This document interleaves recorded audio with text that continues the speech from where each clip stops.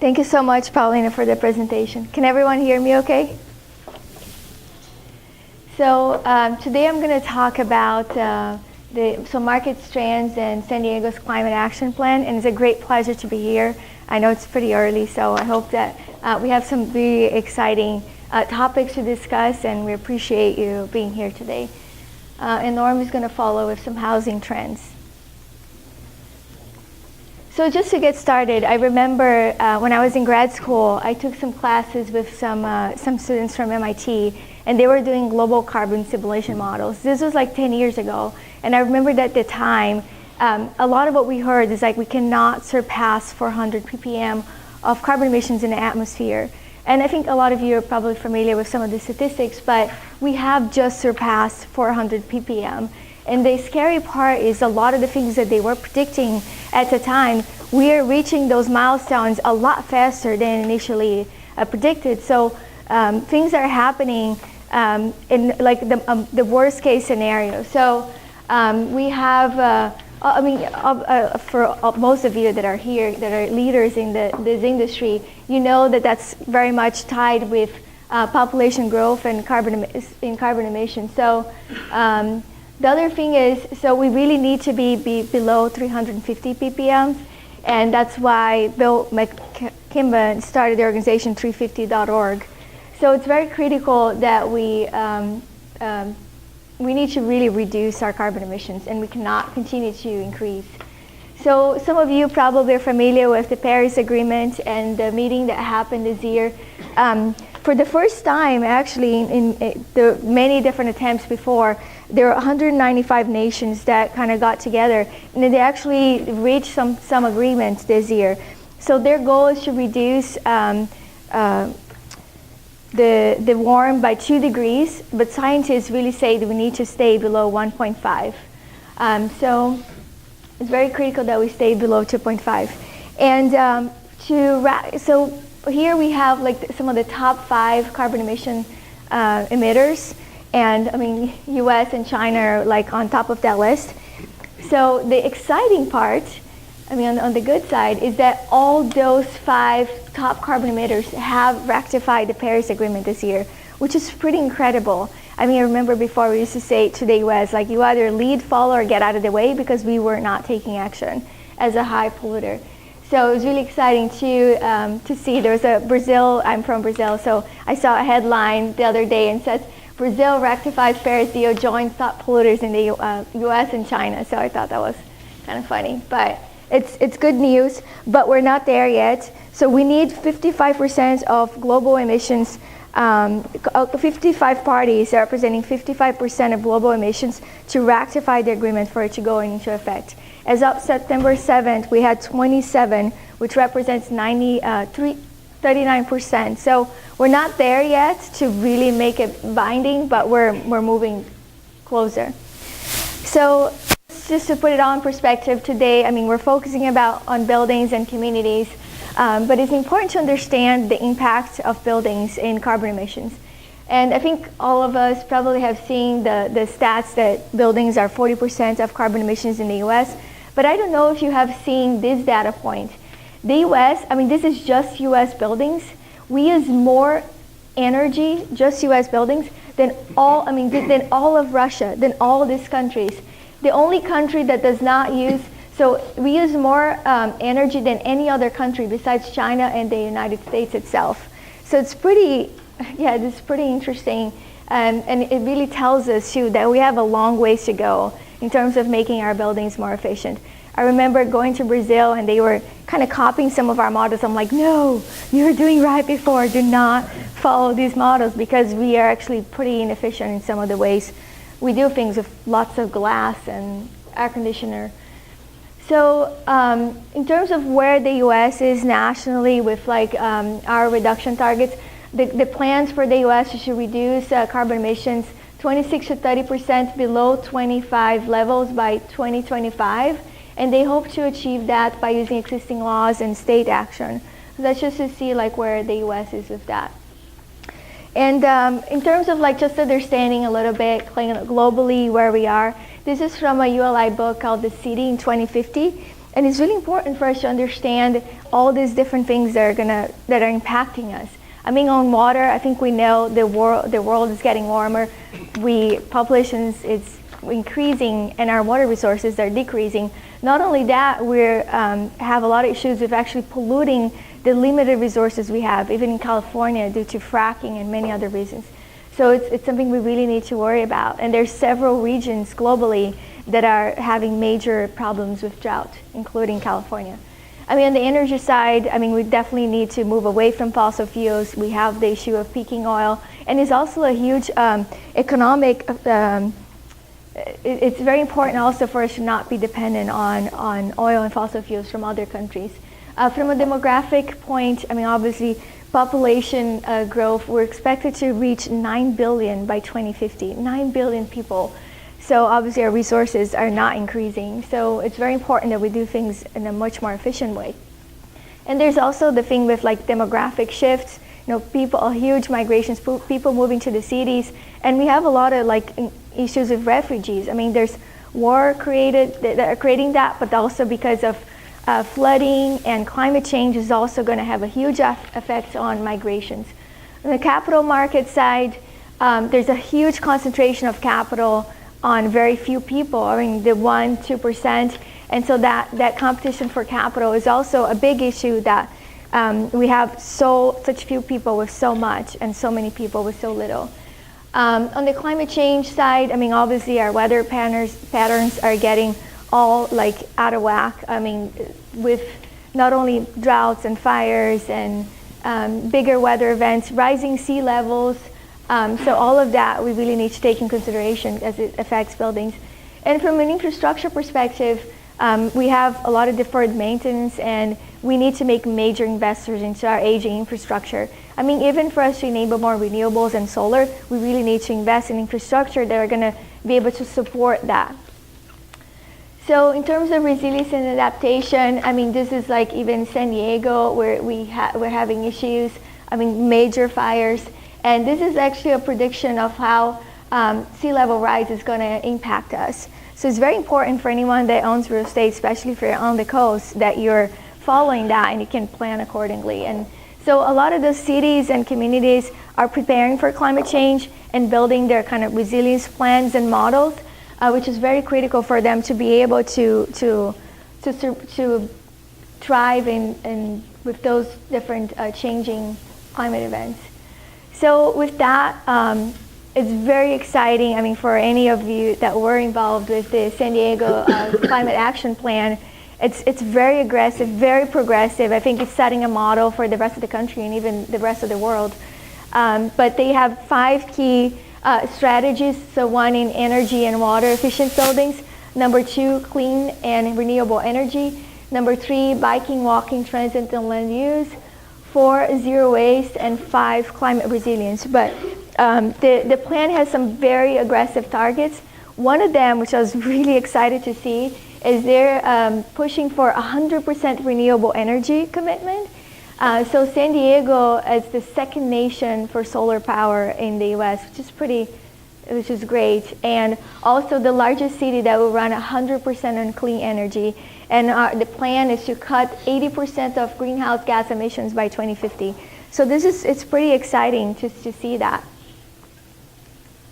In terms of renewable energy, so I mean for any of the climate deniers or polluters that talk about jobs, there were 7.7 million renewable energy jobs estimated in 2014. And of those, 2.5 million of those jobs were in the solar PV sector. The other interesting thing is San Diego is number 7 from the top US metro areas on clean tech job activity. So this is all pretty exciting. That's also a huge opportunity for job creation in shifting away from fossil fuels toward renewable energy.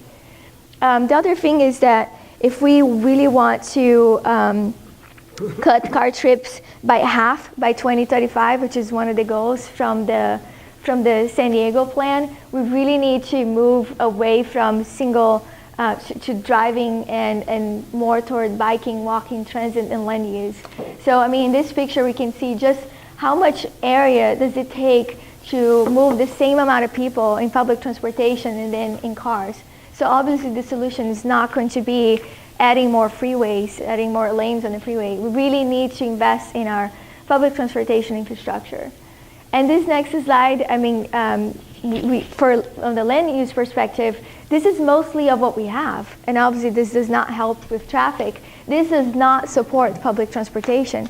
So in order to have good public transportation, you need the density to support that. So we really need to also, from the housing perspective, move toward more high density and mixed use. Where I grew up in Brazil, that's where most people live, in high density multifamily buildings with like shared amenities. So we really need to stop doing this and move more toward that, which we're seeing a lot in downtown San Diego. But a big reason why also to make this work is having good schools in those areas, because a lot of people have to move to suburban areas because they're going after the best public schools. So it's very critical that we bring those good schools to the higher dense urban areas. So what's because of all this, those claims that a lot of countries are making, they have to back a lot of that with regulations. So there's a huge increase in building regulations that are trying to curb carbon emissions. So they're being, in many markets, government is being the biggest driver. So besides the emissions reductions cap that they're trying to do, so there's a lot of mandatory disclosure for building energy use that also has been adopted in a lot of states in the US, and I'll show a map of that. So we're seeing a big trend of US benchmarking and transparency policies. And in California, we used to have AB 1103, which was replaced by AB 802. In terms of statewide water restriction, there's a mandate by the State Water Resource Control Board to reduce potable water use by 25%. That's actually aggressive, I mean, for existing buildings that have already done so much to reduce their water consumption. But when we look at this is San Diego here, our water use per capita, it's in California, we still have a long ways to go. Look at Palm Springs. I mean, this is ridiculous how much water they use. But if we compare San Diego with San Francisco or even New York, there's still a lot that we can do to use our water resources more efficiently. From net zero, some of the regulations is that California mandated that all residential buildings achieve net zero by 2020, and all commercial buildings must be net zero energy by 2030, and 50% of existing buildings must be retrofitted to the same standard. It's pretty aggressive. I work with high-rise buildings and existing buildings, and I know that that's a aggressive target, but I think with those also come a lot of innovation and people coming together to try to solve these. There's also, from the San Diego plan, they have a plan for zero waste. So the target is 75% diversion by 2020, 90% diversion by 2035, and zero diversion by 2040. And so to achieve just the 75% diversion rate, they estimated that they need to require an additional 332,000 tons per year to be diverted from landfill. So that's I'm excited to see how we make that happen, but we really need to be moving toward that. We're running out of space on our landfills, and it's critical that we solve our waste problems. Just to segue also to the private sector, obviously codes are very important, and they help kind of raise the floor and get things moving, especially for certain people that wouldn't take action if it wasn't a requirement. But codes alone will not solve our problems. I mean, we can see that California, that has very aggressive regulation, is doing a lot better than the rest of the state in terms of electricity use, but it was still increasing our usage when we really have to decrease carbon emissions. So just codes and regulations alone is not going to do it. We really need to also make sure that the private sector is embracing it and adopting beyond just what's code requirements. So this is, in terms of an industry progression, when we think about in the grand scheme of things, it's pretty remarkable how much we have achieved in just the past 10 to 15 years. So, and just in looking back, back in 2002, we're just getting started with, Energy Star, and now we have more than 260,000 buildings benchmarked. For LEED also, LEED was just getting started, and now it's a globally recognized brand that has over 4 billion square foot of certified in every major market. So BREEAM also was the first one, and they're now trying to enter the US market. And we also, from the transparency and reporting side, we have GRESB that didn't exist, and now we have, and actually this number is even bigger now, we just got the results yesterday, but we have, this last year we had 640 investment funds reporting, valued at more than 2 trillion. So I mean globally there's just a lot of people are reporting their emissions and their reductions, and there's that huge push for more transparency.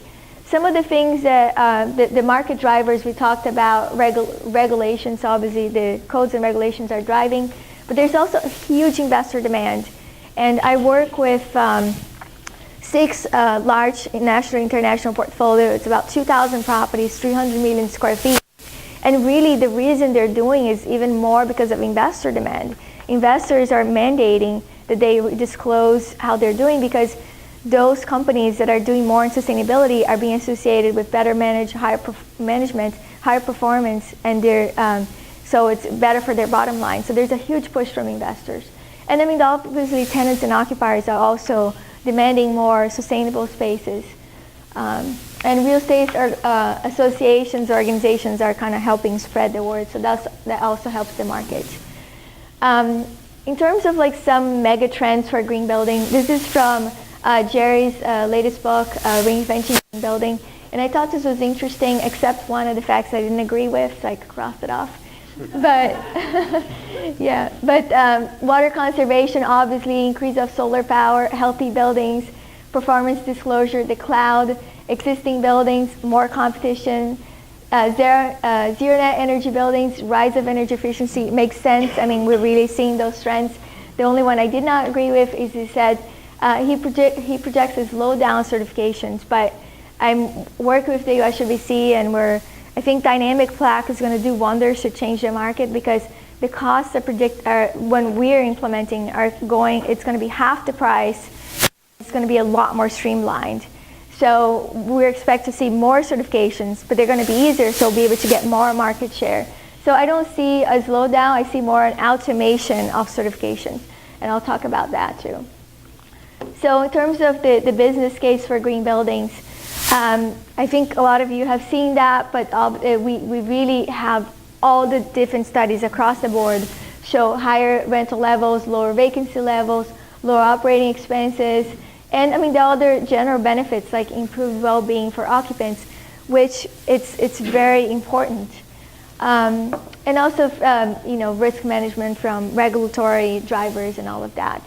The interesting part is that the premiums we're seeing, like this is for office rents, are being seen across the board globally. So it's not just a US thing, it's something we're seeing in many different countries, that these buildings are outperforming the market. The other thing, so many surveys, like CBRE surveys, show that like 60% of the tenants want to be in green spaces. Well-being and health is a big topic. I think a lot of you are familiar with the statistics in terms of productivity benefits, and the bottom line, obviously, the biggest cost of an employer is the salary they pay for their employees, which is like 10 times more than operating expenses. So being in a healthier building is definitely going to affect. So, there's also a lot of concerns with pollution, so we need to focus on that. And this is like my final one, in terms of like a shifted paradigm in industries going. We're moving toward more data automation, data being the cloud. So with all the properties that we work with, basically what's happening, so a lot of this utility data, we work with automating all our portfolio data capture. So we work with automation partners that gets the data directly from the utility and puts into like a platform, like a EMS software platform. So we work with many different top platforms, but also Energy Star Portfolio Manager, which is a free tool by the Department of Energy, allows you to track energy, water, waste, and energy, water, carbon emissions, and now you can also track waste. So you can push that data directly from the utilities to those platforms, and then from there, you can also connect with certification systems. So certification systems like Energy Star, and if you want an Energy Star label, it's an annual certification. And the lead dynamic plaque is also moving toward an annual certification, but the overall cost is going to go down. And they're basically connecting the data directly from this automated process. It's all for dynamic plaque is 5 key performance indicators, and a lot of that you can get the data automated. So it really doesn't matter how you get there. It matters that you're efficient. But the data tracking, there's a huge reduction in the amount of documentation and just time focusing on prescriptive things. You're really just focusing on how you're performing, which is going to make the whole process a lot easier and more streamlined. The other thing, and then from there, we're seeing a lot more like annual reporting and transparency. Like we report like all our funds to GRES, which is the Global Real Estate Sustainability Benchmark, and it was really exciting. We got our results, and all of our clients like are among like top 5 nationally, and some on a global scale. So it's really good to see that a lot of the efforts are paying off. But we're seeing more of that global reporting initiative, Carbon Disclosure Project, UNPRI. There's a greater push for transparency. So that's kind of where I see the market going. And with that, I'll pass on to Norm, who's going to talk about housing trends.